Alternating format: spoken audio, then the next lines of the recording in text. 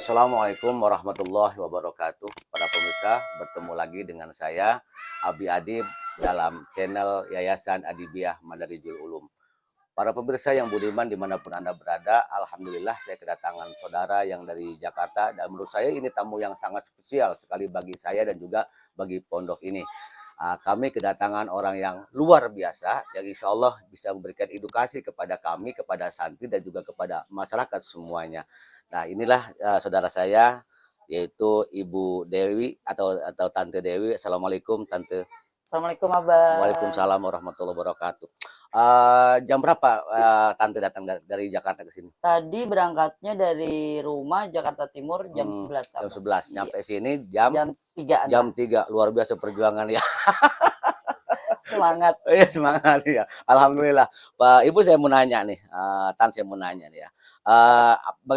Tante itu latar belakangnya gimana sih? Artinya asalnya orang mana, kemudian bisa pindah ke Jakarta itu dari tahun berapa sampai sekarang gitu. Tante itu dari mana asalnya? Manggilnya Dewi aja Abah. Dewi aja. Jangan Tante. Gak mau dipanggil Tante, pemirsa, panggilnya Dewi aja. Biar lebih akrab ya, Wi ya. Iya, Abah. Oke. Dewi ini dari mana asalnya, kemudian bisa hijrah ke Jakarta itu dari tahun berapa sampai sekarang udah berapa tahun di Jakarta? Oke, ya. Assalamualaikum warahmatullahi wabarakatuh. Waalaikumsalam warahmatullahi wabarakatuh. Gini Abah ceritanya, saya dibawa mama itu dari Padang sekitar umur 2 tahun. Seperti kayak gitu. Nah, latar belakang diri saya sendiri sih sebenarnya ya bisa dikatakan nggak baik lah, Abah, gitu latar belakang. Kalau misalnya latar belakang diri saya baik, pasti nggak akan tatoan. Nah, ya kan? Oh gitu ya? Iya. Saya belum tanya tato, tapi Dewi udah ngomong tato nih. Ya, terus, jadi gini Abah, latar belakang memang kalau mama alhamdulillah ya yang ahli agama bagus lah, agamanya Padang ya, di mana-mana agama bagus. Ngedidik secara Islam juga mama bagus, seperti kayak gitu. Nah, di bawah mama itu umur 2 tahun, dibawa merantau ke Jakarta. Nah, terus sampai saat ini tetap bertahan di Jakarta gitu, dan semua keluarga besar tadinya di Jakarta. Nah, seiring waktu mereka usaha di Jakarta dan udah menghasilkan, mereka pulang ke Padang. Oh, kayak alhamdulillah. Gitu. Berarti dari umur 2 tahun dibawa hijrah daripada ke Jakarta. Iya, sampai saat sekarang. Ini. Iya. Berapa umur Dewi sekarang? 47. 47 ya. Oh, masih muda, Bro. Udah umur 47 tapi keadaan masih begini, masih energik luar biasa. Ini awet muda namanya. Oke, tadi karena Dewi menyinggung masalah tato gitu kan. Iya, Bang. Kami ini kan pengen tahu dulu apa sih tujuannya ditato, kemudian ada kesan apa ditato, kemudian apa sih apa artinya sensasi daripada ditato itu? Oke. Jadi ini hanya penjabaran aja ya, Mbak. Jangan untuk ditiru. Jangan. Jangan. Iya. Karena tato itu juga sifatnya kayak narkoba. Oh gitu. Edik juga, Mbak. Gitu. Dia akan nambah dari 1 tato, 2 tato gitu. Seperti kayak Dewi, dari 1 tato sampai 30 tato. Oh, jadi kecanduan ya, Teh? Nah, kecanduan. Jadi yang kecanduan itu sebenarnya rasa sakitnya, Mbak, gitu. Filosofinya itu kan tato dari karya, maksudnya dari rasa sakit menghasilkan karya yang bagus kan, seperti kayak gitu. Jadi nanti gue tuh ngerasain sakit tato tuh, tapi gue akan menghasilkan karya yang bagus gitu kan, dengan tato yang kita mau. Betul. Modelnya seperti apa, gambar seperti apa gitu. Terus di tato itu awalnya itu pengen sendiri apa emang ada dari orang gitu? Oh, Wi, tato aja, Wi, biar bagus itu. Enggak. Sebenarnya kalau tato itu nggak ada yang nyuruh, Bah. Jadi awal mulanya gini, ya siapa sih, Bah, yang mau rumah tangga hancur-hancuran? Nggak ada lah, seperti kayak gitu. Memang satu lagi latar belakang kehidupan dia juga nggak bagus lah, dari keluarga broken home gitu kan. Ya broken home, ya Abah pasti tahu sendiri, nggak pakai diceritain ya kan. Nah, ya pas saat Dewi pisah itu dari mantan suami, Dewi di situ Dewi bikin tato gitu. Bikin tatonya itu sebenarnya bukan karena pengen jadi yang gimana, enggak, sebenarnya jalan cerita hidup tadinya kayak gitu. Suami dulu orang mana, Teh? Batak. Dia siapa itu? Trison, vokalisnya grup rock band tadinya. Vokalis ini mantan istrinya vokalis apa? Rock band sama Idane. Idane, awal ingetin tuh. Luar biasa. Iya. Terus tapi kalau ditato tetap sakit ya, Dewi? Sakit. Jadi waktu itu tuh awal Dewi Nato itu ya kan pas pisah ya duit ada bah, seperti gitu. kayak gitu kan, dan duit ada, nyoba ya nggak munafik ya bah, nyoba narkoba apapun dia udah capek gitu kan, bosen lah intinya gitu. Ya udah coba nato deh, nggak pernah nato nih, gue nato gitu kan. Tapi menurut Dewi sendiri setuju gak sih kalau umpama tato di badan itu disebut seni gitu? Kalau dibilang seni, iya emang hasilnya gambarnya cakep-cakep gitu, pasti punya cerita gitu. Tapi kalau yang sudah ditato, dia pasti akan menyesal kayak gitu Bang. Kalau itu kalau dia pribadi ya, entah kalau sama yang lain gitu ya Bang. Tapi kalau Dewi sendiri sih ada rasa nyesal gitu loh. Kok harus gue tato? Sebenarnya jalan hidup cerita rumah tangga gue yang hancur ini bisa gue cerita di buku kok, gue tulis dan gue tutup kelar gitu kan. Kenapa harus ditato?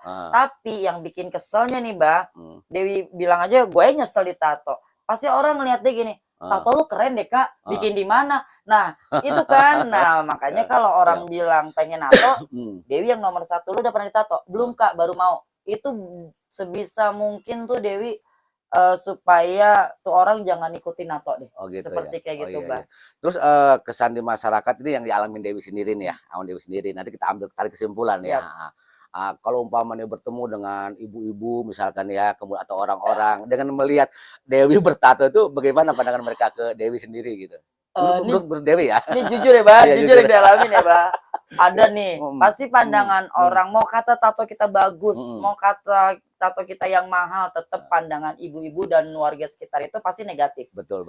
Gitu, karena yang dilihat casingnya pertama tuh tatoan ya kan, gitu loh Mbak. Meskipun kita punya sopan santun, punya tutur kata bahasa yang bagus, sopan gitu, tetap image pertamanya tuh tatoan tuh jelek lah, seperti kayak gitu.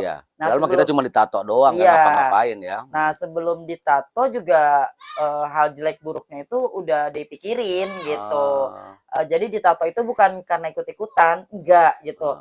Emang jalan hidup nih, gue mau cerita deh di badan gue, jalan hidup gue yang gue alamin. Makanya sampai bikin tato life is cool. Apa tuh? Hidup itu kejam. Life is cool, hidup itu kejam. Kayak gitu, Mbak. Menurut versi Dewi. Kalau kita nggak kejam. Nah, itu dia, Mbak. Nah, pasti waktu itu pernah ya tinggal di salah satu lingkungan lah ya, Mbak. Itu sampai jangankan kita bilang permisi aja orang nggak ada yang jawab, Mbak, gitu loh. Bahkan iya, karena ya itu hal yang wajar, Mbak. Sekarang ibu-ibu atau bapak-bapak yang orang baik-baik lah gitu, yang memang baik lah gitu, yang nggak ya danan-danan kayak gini lah gitu, Mbak. Itu ngelihat orang tatoan berpikir jelek, iyalah, Mbak, pasti gitu. Nah, tapi ya nggak bisa kita salahin, itu kan pandangan orang. Image orang. Iya, image orang. Tetapi dari diri kitanya ini nih, Mbak, ya kita harus terima. Nah, di saat lu bikin tato, lu dijudge lu begini-begini, ya lu harus terima. Gitu. Lu nggak boleh sakit hati. Kalau sakit hati, kenapa lu nato? Itu konsekuensi ya. Nah, konsekuensi yang jeleknya. Tapi seiring waktu berjalan, ya mereka udah tahu Dewi, mereka lumayan deket sama Dewi. Mereka baik, Mbak, gitu. Bahkan yang paling nyakitinnya nih, Mbak, suatu saat pernah pengen berbuat baik gitu kan. Pulang kerja, bawa motor ngeliat ibu-ibu, kayaknya tuh pulang dari pengajian. Ini kisah nyata emang yang Dewi alamin gitu. Gak 1-2 kali gitu. Pengen berbuat baik loh, pengen berbuat baik. Kasihan ngeliat dia jalan. Kita deketin, kita samperin, Bu mau saya anter. Itu ibu-ibunya langsung enggak usah. Padahal kita mau berbuat baik gitu. Apalagi kita berbuat jahat kan. Ya dengan dia nolak nggak mau kita bantu, ya kita nggak bisa maksa dong, Mbak. Betul. Ya paling ya udah Bu, nggak apa-apa Bu, dibilang gitu kan. Ya seperti kayak gitulah gambaran besarnya. Pernah juga mau nunggu angkot mau pulang kerja gitu, Mbak. Itu ibu-ibu pakai jilbab sama anaknya.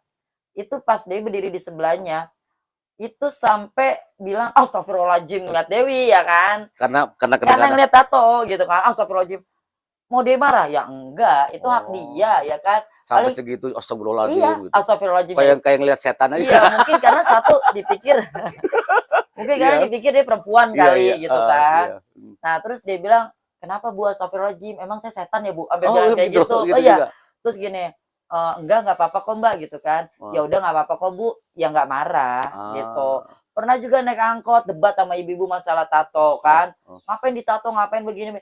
Loh, Saya bilang lah, kalau saya tahu hukumnya tato dari awal, mungkin saya nggak akan nato. Betul.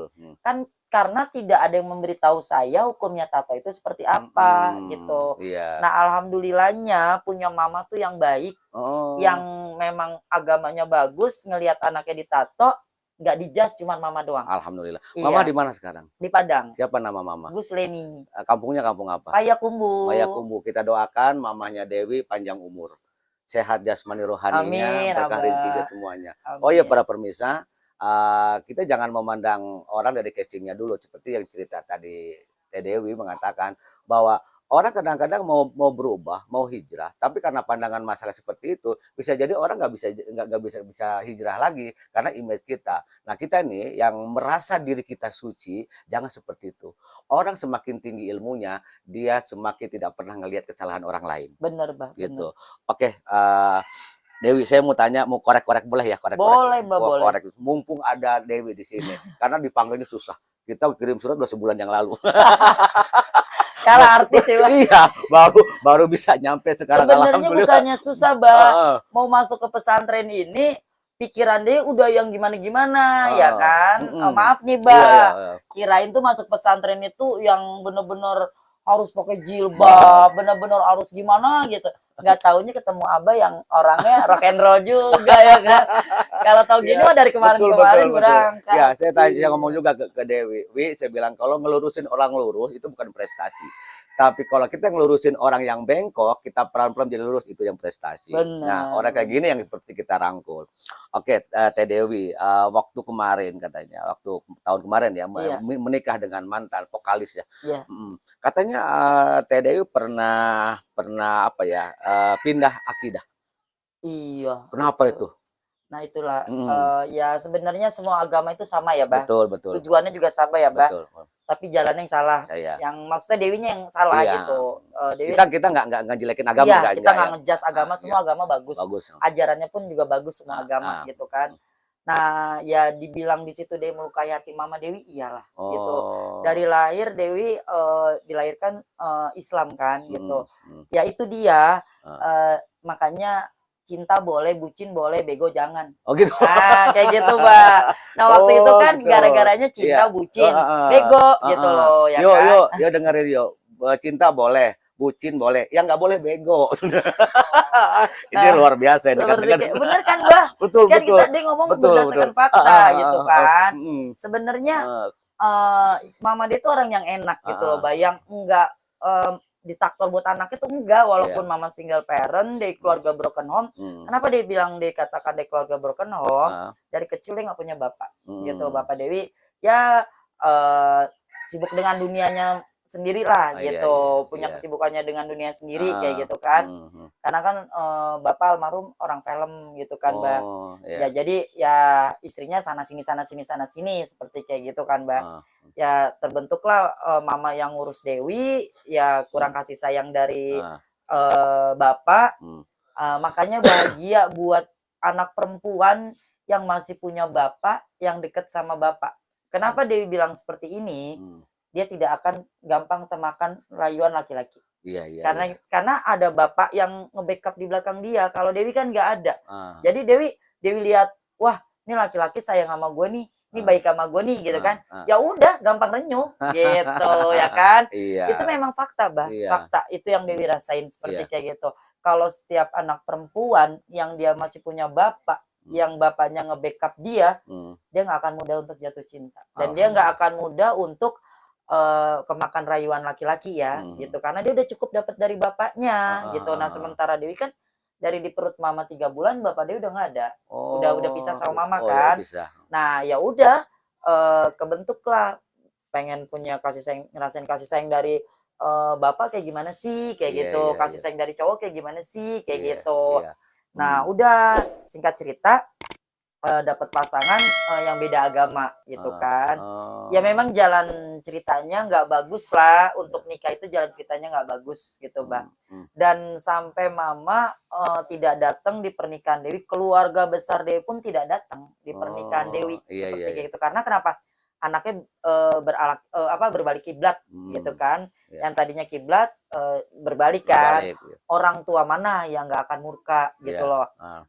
Memang mama selalu kasih omongan ke Dewi gini, sebandel apapun lu, sebrengsek apapun lu Dewi, sholat. Tuh, mama selalu bilang kayak gitu. Luar biasa. Nah, tapi tiba-tiba anak yang cuman dituntut untuk sholat doang ini berarah kiblat. Ya murka wajar gitu. Wajar, orang tua ya. Iya, 17 tahun nikah sama yang berbeda agama ini, Mbak. Alhasil cerita singkatnya Dewi ikut sama dia lah, gitu kan, Mbak. Dewi nikah nggak ada keluarga besar Dewi datang, nggak ada, Mbak.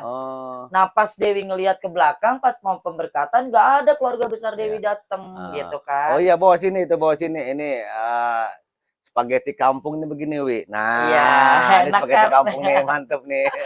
Nah, udah gitu nggak ada yang datang gitu. Nah, saat itu masih ya bisa dikatakan bucin, ya kan, udah cinta, ya kan. Nggak apa-apa orang tua gue nggak datang, gue udah suami, seperti kayak gitu. Masih masa indah-indahnya, Mbak, gitu kan. Tapi itu berapa tahun tuh? 17 tahun, Mbak. 17 luar biasa. Nah, tapi Dewi juga akhirnya bisa mempelajari agama Kristen dan agama Islam itu dia bisa mempelajari. Karena memang dia nggak munafik ya. Dewi masuk waktu itu pindah agama Kristen itu bukan KTP, Mbak. Dewi memang mempelajari isi Alkitab itu apa. Dan dia sempat tapi waktu Kristen belum ada tato ya, Mbak. Masih mulus-mulus aja. Iya. Masih perawan tuh kan, masih mulus lah, nggak ada tato, iya kan. Sempat jadi guru sekolah minggu gitu di gereja Baitul Indonesia gitu kan. Nah, kenapa dia ambil peranan guru sekolah minggu? Karena Dewi suka anak-anak. Dari kecil dia suka anak-anak seperti kayak gitu. Nah, tapi tetap aja namanya kita udah ngelawan orang tua, apalagi ibu, walaupun ya jujur memang dia nggak susah sama mantan laki dia ini nggak susah, ya kan. Mau apapun juga silakan dapat, lo mau apa dapat gitu kan, Mbak. Iya, vokalis. Iya, tapi ya memang nggak dapat kebahagiaan apa-apaan gitu loh, Mbak. Cuman duniawi iya, tapi hati itu nggak bisa dipungkirin ya, Mbak. Apalagi kalau ketemu mama nih, ngomongnya apa yang bikin nangis. Dewi, kapan Dewi gelar sajadah lagi? Masya Allah. Itu bener-bener bikin Dewi nggak bisa ngomong apa-apa. Gitu. Oke, Teh Dewi. Yang bikin nangis Teh Dewi itu ketika ingat mama apa sih? Ingat ya itu, ingat omongan mama. Mama nggak nuntut apa-apa. Mama tuh bisa dikatakan ibu bener-bener yang baik. Ibu yang baik walaupun keras ngedidik anak. Kalau mama selalu bercakap dengan Dewi kayak begini, lo anak perempuan, lo nggak bosa modal cantik doang, lo harus bisa cari duit, lo harus bisa ngedidik anak, lo harus tahu susahnya hidup seperti apa. Jadi di saat lo kepentok, lo pisah sama laki lo masih bisa ngebiayain anak, lo masih bisa cari uang, kayak gitu. Dan jadi perempuan harus tahu kalau perempuan itu surganya ada di laki-laki, tapi kalau laki-laki itu surganya masih di ibunya. Itu selalu kata-kata mama yang sederhana kayak gitu. Oke, yang terakhir nih, yang terakhir apa kesan-kesannya masuk pesantren ini? Kesan-kesannya yaitu ya kan, yang tadinya mau kesini pakai jilbab nggak ya? Udah pakai ini, nggak taunya abahnya sendiri bilang santai aja Dewi. Di sini kita kekeluargaan seperti kayak gitu. Betul. Dan nggak yang satu lagi nggak ngelihat dari segi pandangan tato ya, Mbak. Nggak ngelihat dari segi Dewi latar belakang pakai narkoba dulunya seperti kayak gitu, Mbak. Nggak ngelihat dari seginya dulu dia sempat pindah agama kayak gitu. Ya ini bengkel buat orang-orang yang nggak bener jadi bener. Abah bilang kayak gitu. Makanya welcome, tau begitu malah dari kemarin aja, nggak usah lama-lama kesini ya. Kayak gitu, Mbak. Oke, terima kasih Mbak Dewi atas bincang-bincang kita. Saya bilang tadi bahwa saya ini juga berasal dari orang yang nggak bener awalnya, sehingga yuk kita bareng-bareng bener deh, saya bilang gitu kan. Maka saya bilang dari awal tadi, kalau kita ngelurusin orang lurus gak ada prestasi. Tapi ketika kita mampu merangkul semua lapisan, oh ini umat Rasulullah, ini hambanya Allah, itu yang saya lihat. Jadi yang saya lihat di manusia itu bukan karena latar belakang apa, yang saya lihat hanya dua. Satu, dia makhluk Allah, yang kedua dia umatnya Rasulullah. Itu aja yang saya tegaskan. Oke, Mbak Dewi, karena Mbak Dewi sudah hadir di sini, ini sebagai kenang-kenangan dari saya. Satu lagi nih, Mbak. Oh iya, apa tuh? Mama selalu bilang kayak gini, Mbak. Maaf ya nih, Mbak, bener nggak ya, Mbak? Siap. Lu boleh orang mandang lu tatoan, lu boleh mandang lu dipandang orang mantan pengguna narkoba, lu tatoan, casing lu kotor begini. Tapi satu hal yang nggak pernah memandang lu hina itu yang di atas. Walaupun lu tatoan, lu tetap sholat. Karena diterima enggaknya lu sholat itu bukan karena tato lo atau apa, tapi karena iman lu sama Allah. Itu benar ya, Bang? Betul. Mama selalu ngajarin kayak gitu. Ya, itulah hebatnya seorang ibu, bagaimanapun keadaan anak tapi tetap dia mendoakan. Inilah buah hasil daripada ibu. Jadi jangan sekali-kali orang tua, bapak atau ibu mendoakan tidak baik kepada anaknya. Benar, Bang. Karena apa? Karena kita tidak tahu hidayah Allah Subhanahu wa taala dari mana. Tapi yakinlah ini hasil daripada hidayah dan doa orang tua. Bener, Bang. Oke. Satu hal lagi, jangan nato. Jangan nato. Oke, ini Teh Dewi saya kasih kenang-kenangan. Mudah-mudahan Teh Dewi bisa istiqomah dalam agama. Nah, ini Teh Dewi. Enggak mau diterima. Alhamdulillah, makasih. Semoga pakai jilbab tutupin tato. Ya, dipakai dikit aja, dipakai gitu. Iya, oke, Bang. Ya, dipakai gitu aja. Oke, cantik nggak? Bismillahirrahmanirrahim. Tuh, pakai jilbab itu nggak gampang.